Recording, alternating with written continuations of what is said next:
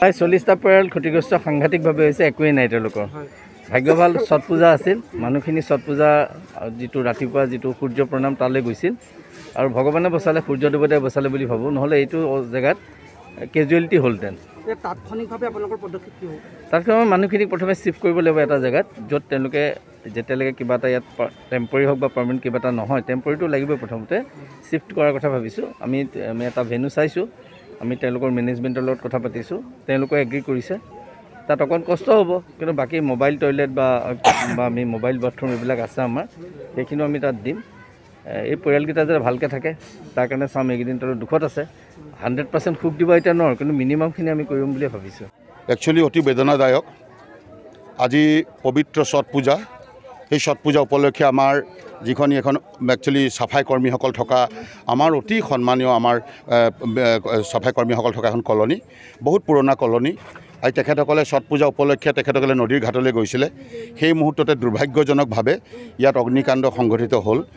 প্ৰায় ভালেকেইটা পৰিয়াল একেবাৰে গৃহহাৰা হ'ল, তেওঁলোকৰ ঘৰত থকা সকলো বস্তু লোকচান হ'ল। এই খবৰ পাই আমিও ইয়াৰ লৰালৰিকৈ আমাৰ সতীৰ্থসকলৰ লগত আমাৰ কৰ্মীসকলে, কংগ্ৰেছ দলৰ কৰ্মীসকল দৌৰি আহিলোঁ আৰু তেওঁলোকে ৰাতিপুৱাৰ পৰা তেওঁলোকক খাবলৈ একোটা বিশুদ্ধ খোৱা পানীও নাই, তেওঁলোকৰ পেটত একো অন্ন নাই। সেই গতিকে আমি যি পাৰোঁ অলপ কিছু দিয়াৰ চেষ্টাহে মাথো কৰিছোঁ, কিছু দিয়াৰ চেষ্টা কৰিলোঁ। আৰু এতিয়া কথাটো হ'ল যে চৰকাৰক আমি দাবী জনাম, প্ৰশাসনক দাবী জনাম।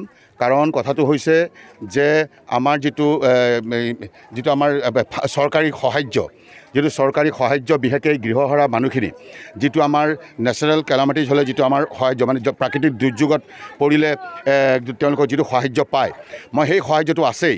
কিন্তু মোৰ জিলা প্ৰশাসন আৰু চৰকাৰৰ প্ৰতি এটা স্পেচিয়েল ৰিকুৱেষ্ট আছে যে এইখিনি ব্যক্তি যিহেতুকে আমাৰ চাফাই কৰ্মী কৰে, এওঁলোকৰ অৱস্থা কিছু আৰ্থিকভাৱে দুৰ্বল। সেই গতিকে এওঁলোকক স্পেচিয়েল কেটেগৰী এটা স্পেচিয়েল ফাণ্ড এলট কৰি হ'লেও জিলা প্ৰশাসনে আৰু আমাৰ চৰকাৰে এটা স্পেচিয়েল ফাণ্ড এটা ৰিলিজ কৰি যাতে এওঁলোকক সংস্থাপিত কৰিব লাগে, এইটো আমাৰ ফালৰ পৰা দাবী থাকিব। ND24